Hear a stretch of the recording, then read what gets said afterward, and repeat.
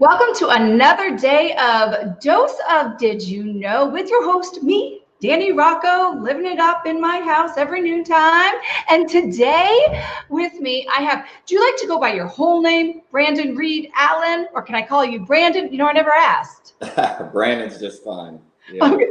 Like how professional do I need to be? I should have probably said that first off when we were chatting, but I didn't. I went a whole tangent of God knows what I was talking about. You don't have to worry about any of Uh, that. so in a couple seconds, or maybe I'll give you a couple minutes, who is Brandon? What makes Brandon tick? How did you get sitting where you are today? Wow, that's a whole nother segment, I think, within itself. Um, but I tell you, I've been doing this for about, well, ever since I was a child. I was just a little kid when I first started playing music and writing songs. And it's been a long journey to get here. In fact, I shouldn't even really be sitting here. It's just some of the directions that I've taken, and it's led me, uh, I guess, to all corners of the earth in a sense. And Yeah. being able to be here is just really awesome. Yeah. Do you find maybe those adventures that you had took through your life, kind of, they were required stepping stones to put you here?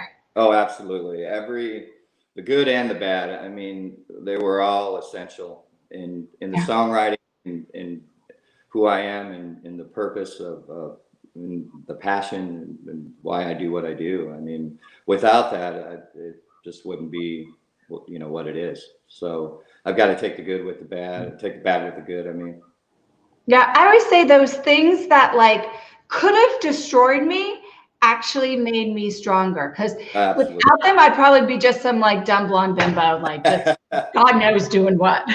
Yeah, exactly. And that's the way that it seems to be. I think anything that's worth having, usually comes with a amount of pain in a sense. Hmm.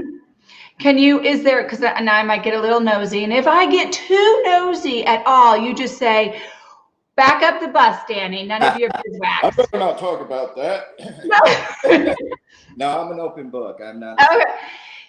Can you share with us maybe like one thing that pops out that you were like, dang, that was a super bad choice. That led me to like some not cool stuff, and maybe like how you got out of it? Being on the streets. Yeah, that was a tough one. Um, I was young the first time. That's the worst part. You think I would have learned the first time, but Sometimes you're thick. right. Sometimes, I'm a little hard headed. But yeah, definitely being on the streets was very challenging for me. And I don't think a lot of people realize, I think maybe now they might realize how easy and how fragile our infrastructure is, and how we are just really one paycheck away Yeah. from, and one bad decision away. And I made a lot of bad choices in my life. And, that led me to deal with the consequences. But I'll tell you what, though, the consequences, I've always been so hard headed. It's never really been. I'm not a consequence guy. I'm more of a positive affirmation guy. And it took a lot of love for me to get off them streets, and Hmm. a lot of people that a lot of strangers along the way that I met, that I may have only had one conversation with, but completely changed my way of thinking while I was out there, or just one nice gesture, or even a smile, or somebody to look at you in the eye, because when you're out there, you're invisible and you're alone, and it's a really freaky thing to be living in society and doing everything you're supposed to be doing, and you're making money, and you're doing all of this stuff, and you think you have successes, and then boom, the walls fall down, and all of a sudden you're invisible, you know Right. and people tend to look down on that, and I just I want to try to help people kind of get the realization that, hey, everybody's people, man, we're all brothers and sisters here, you know, and people have a hard time. Yeah, there's people out there that want to be out there. I get it. But there's a lot that don't, you know, so that's kind of my thing. But yeah, so that's kind of that was a tough thing. But I write about that, you know, and that's why my guitar, my music, my songs are so personal. And I think a lot of people relate because I don't write about stuff that I haven't done. I only write about what I know and what I've experienced, and you know, so. I think that's where the you can always tell, right? There's a different tone, even with like art or writing a book, or anytime you hear someone talk about something, you can tell when they are just like BSing their way through it because it sounds good, and when it's actually meant something, you know, to you.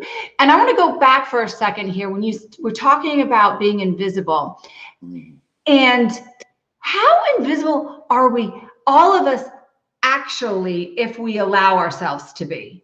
Because if our whole, you know, who we are is wrapped around our home or our job or our friends, actually, how invisible does that make us? No matter where you are. And then when you're stuck like in a situation where you're on the street, it just becomes so like, whoa, in your face, like, shoot. Yeah. It's blatant. Yeah. Yeah. I mean, on a positive side to that, it gives folks an opportunity to be able to step out of themselves and be kind, just like this thing that we're going through now. It's an opportunity for that. But on the negative side of it, there's a lot of judgment there. But like you say, people with social media, I mean, you know, you can paint your own picture and you can post everything, and you can make people think, you know, you can almost create your own persona of who you are without ever talking to anybody. And you go in your garage and you shut the garage and you go in your house and you just do your own thing. And a lot of folks bury their head in the sand, you know, to what's really going on until there's a great awakening. And that's what's happening, I think, right now. Yeah. I actually think it's a super blessing. Yes, it's creating struggle. It's creating fear, but these are things that are they're out there, like you said. Yeah. And a lot of folks they're not privy to that. You know, they don't want to see that. And it's time to like open your mouth. So where you can use your talents that God gave you through singing and, you know, your playing and your writing, we all are starting. I think the majority of us are starting to like wake up and be like, I can't hold a blind eye anymore. Now I know. So now I have to do something about it. Just like when we talked about my first like rally, I never did that before. I never knew about it. But then someone asked me and gave me the information. I'm like, well, I can't just sit back because it's snowing. By the way, it was snowing in New Hampshire on Saturday. And Wow. Yeah. I'm like, come on. You couldn't like, and the next day we were out on a motorcycle. But I was like, right, you can't just shut down and be like, well, I know, but somebody else will take care of it, because nobody's taking care of it. It's time for all of us. Exactly. We have to come together. We have to this is when we need each other the most. When we need love, right? We need acceptance. We need understanding. We need people to care about other people. Get your head out of your butt, get over yourself, you know, and do something. Like you say, it's not that hard to step out of that comfort zone. But I guess for some folks it is. It was for me, being vulnerable. Because when I first got in the music business, I did a couple records and they did pretty well, and whatever, they won awards, they did all this stuff, I love that. But I was in it for all the wrong reasons at the time. I mean, my intentions were good, and then you somehow get swamped into this persona. You're human. Yeah. You're human, and the shiny objects become very tempting. Yeah, and it's very easy to lose your way. And well, it's always been easy for me to lose my way before I even got the first record out. I mean, I grew up just I had a strange childhood, and And then I didn't. Okay, you didn't. Just saying. Like, we've all had some kind of weird upbringing. Yeah, you know what though? I mean, look, now we're raising robots. That's what's even worse. Right? I mean, they're programming iPhones at 3 years old, so I don't know. You tell me. I was playing with sticks and mud at 3. I mean, I don't know. Climbing trees, in the woods, yeah. Making fires when you weren't supposed to, like stuff like that, right? Yeah, yeah. My grandmother would say, "Don't come." We go outside. Go outside, play. It's nice out. And when the porch light comes on, you can come back. Go out in the woods. That's right. Can't do that anymore. No. You'd probably get arrested, first of all, if you did that. Yeah. For like neglect. Yeah. I'm raising men and women. Yeah. It's crazy these days, for sure. It really is. But I'll go talk to me about this Hobo Nation. You mentioned it, and what does that mean to you? Like, what is that? Hobo Nation's everything to me. It's the whole reason I'm back doing music, because as I say, I was doing the records, and I've struggled with addiction and alcoholism for my whole life. My parents had it; they died from it, and so I've followed that for so many years, and I wanted to break the chain, the cycle. I had to break it. I struggle with that every day, and I work hard towards it to make sure. And it's a real thing. And I never believed in the whole disease thing. I was always like, it's a crutch. It's an excuse. It's a way to, but it's a real thing. The older I get, I'm realizing that my body reacts different. Yeah. If I get going, I'm on one, man. Mm-hmm. And it creates negativity around me, in me too, and everyone around me. So, but with that, that was a big part of being on the streets as well. I mean, there was a lot of things that had happened that led up to that, but going through that, like I say, for about 5 years, I didn't record a song. I didn't play a show. I mean, I went through my exodus, and it was life-changing. And I didn't even know I was going to be back here doing this again. I had all but given up pretty much on it. But at the same time, what kept me alive literally was my guitar. It's the only thing I ever had while I was out there. But I could just sit up on a corner, play some songs, and I could eat that day. You know what I mean? Yeah. And people would smile, and it would bring love, and crowds. There'd be a couple of people, and then before you know it, there'd be a whole crowd of folks listening and talking, and it kept me alive. That's where my passion was, right? And it also was a blessing to other folks. Even though I was in that position, and you probably wouldn't know it because I wasn't sitting there with a sign. I wasn't that guy. You know what I mean? I wouldn't tell you that I didn't, that I slept on a rooftop. You wouldn't know, Right. But it was just my my cross to bear, I guess, at the time. And thankfully, God got me through it. But so back to Hobo Nation, I said, if I'm gonna get back and do this again, I want to do it for a reason. I learned my lesson. It's not about me. It's got nothing to do with me. Because if it did, I'd be in the gutter somewhere, or right. There's just no way I don't have that. I'm not Superman or anything like that. So being out there and understanding how it works and what it's like, and seeing the injustice that goes on out there, I just wanted, to started writing about it and writing about my experiences and writing these songs. What About Love is on the new EP, and Hey Mama talks about hopping boxcars, and again, it wasn't all. I don't want to make it all like this dramatic, terrible thing. I mean, it was tough, but there was some good times. I mean, I did hop boxcars, and I did meet some, just some wanderers and travelers and gypsies and hobos, and it created who I am. So with that said, I wasn't long ago, I was hitchhiking down the street with nothing. I had went through another one of my things, build it up, fall down. Yeah. And, my brother, my new brother, Chris Graham, he was headed from some side. It was just random, and he had stopped, picked me up, and he said, "Where you going?" I said, "Anywhere. I don't know." And it was just kind of like that, and we instantly became brothers. And then his mom, Deborah, they took me in as her family, and they gave me love. They showed me a lot of love. They didn't judge me.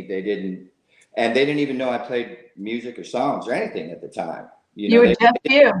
They didn't know my history. They didn't know anything of what I've done before, and it was definitely a God thing. And their passion also is, the lost. I mean, they don't have to just be homeless or, addicts or anything. It's just people that fall through the cracks, that the government and people in general have just kind of just threw away, and for no good reason. So Hobo Nation to me is why I recorded the new record.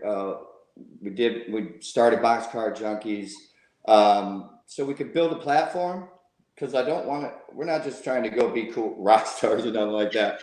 But music heals people, right? And it gets people together, and it gives us a platform so we can talk about things and make people aware, and then give them an opportunity to be able to kind of give back. So we can, we can start small. We can hand out clothes and shoes and food. But I see it as a big picture. I want to go to the park. I want to throw a huge concert, and I want to invite everyone, and not have ticket prices, and opportunity, and then give that money, to get folks off the street and give them a shot, and buy beds for addicts, and help abused women get out of them situations. Just like you say, do something, even if it ain't right. My buddy Troy Licata, I love him to death. He's part of Boxcar Junkies too, and he actually produced my second record, Man Born Blind. He's a drummer for the band Tesla. I'm sure you've heard of. I have.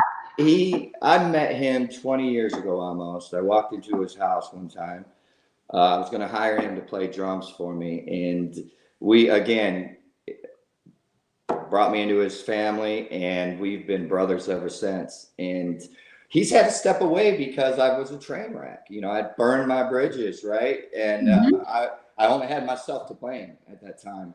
And through this exodus that I had went through, and kind of, I guess, finding myself again, we're back together again, and we're doing this Boxcar Junkies thing, and we're so excited because his heart is like my heart, and he goes to schools and talks to kids about a lot of things, in terms of struggles and whatnot as well. And so between we've got my fiance Amber, we call them the God Crew, Sam, Chris's mom, Troy, Linda. We got a whole crew of these folks that are just ready to change the world. I mean, whatever. We're gonna go for it. Do you think this is like you finally, out of all your stubbornness, out of all your times that you've built up and broken down, you were missing? It was,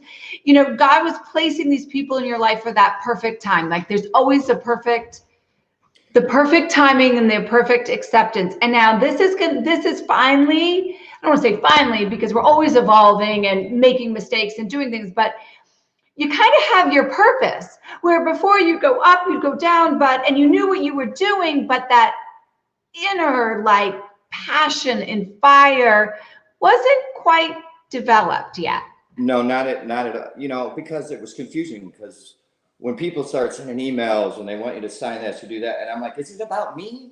Is it about the music? Is it about them? What the hell am I doing? I don't even know, and it's so easy. And especially when you're clouding your mind with junk, Yeah. And so if I'd have met Deborah or Chris or Sam or any of these folks, Troy and I tried to do this in 2012. I've been trying to do Boxcar Junkies. This is a labor of love for so many years, and it seems like every single thing in the entire world literally has come against me to do this. And I believe it's because I think we're going to change some people's lives. I really believe that. I believe music speaks to people. I truly do.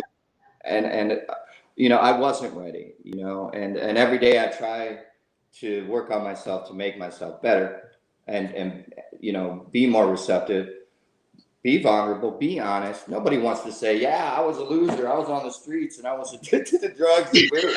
Nobody wants to say that when you, hoorah! No. Yeah, you know what I mean? But hey, it is what it is, and I'm doing something about it. And I want people out there to know that, hey, if I can do it, literally, I'm telling you, because I was a lost cause. I mean, Yeah. it was bad. It got bad. You sometimes, I don't think sometimes, all the time, it just looks different. You have to be stripped down to nothing so that you can be built back up very slowly to be able to handle and accept what is going to be given to you. Because before it was given to you and they're like, here, like I believe in God, so I'm just going to use that. Anybody else? I do too. I have to. I have no other choice. I believe that he says here, like here's this album, here's all this opportunity. Let's see if you can handle it. You couldn't, so it gets stripped away from you until you build back. Every time you are given another opportunity, you're in a stronger, better place until you're perfectly molded and prepared to take on the gifts that were yours from before you were even like a thought in your parents' mind, or an accident.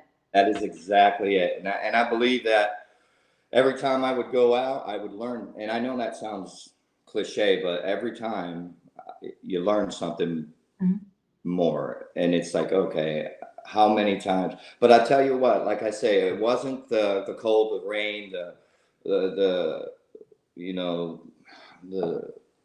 drugs, all of that. It wasn't the consequences. It was the love. The love got me out.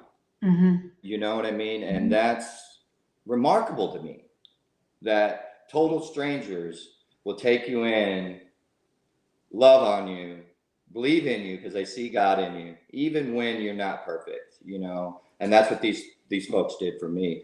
And there's been so many too. I mean, along the way, like I say, just folks, just in passing, that has really led up to this. But yeah, you're right. And one minute I have literally the clothes on my back, and now,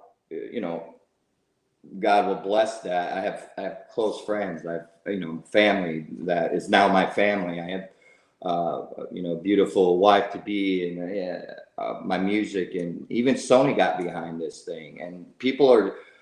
Char Richards, Char. I do, and he's watching. He's a good guy.